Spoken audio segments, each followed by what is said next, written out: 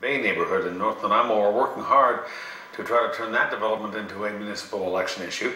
But there is support for the project emerging as well from people who say low barrier doesn't mean low standards. In South Nanaimo, a so-called low barrier complex has been up and running for nearly 6 months, and the neighbors say it fits in nicely. CTV's Chandler Grieve has the story. Good morning, Salish Leyland, Patty here. This is what a growing number of people in North Nanaimo are afraid of: low barrier housing or wet housing.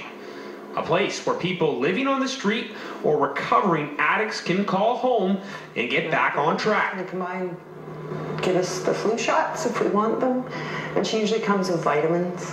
The city of Nanaimo wants to replicate this right here in Hammond Bay, but opposition is rising up against the plan, with a group calling itself Concerned Citizens of Nanaimo, saying the neighborhood is not suitable for low-barrier housing.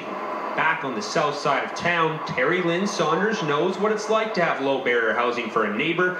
She lives right across the street from the city's only operating low-barrier project, and she's fine with it. I don't know what it is like in the north. I don't live in the north, and I really couldn't tell you what they feel. I mean, they feel what they feel. But for me, with it right across the street from me, I've had absolutely no problems whatsoever, none. People inside the 24-unit building have noticed a difference, though. They now have hope. It's worth more than $1 million to me just to be in this building. It's got such great potential for people such as myself and others that have been homeless.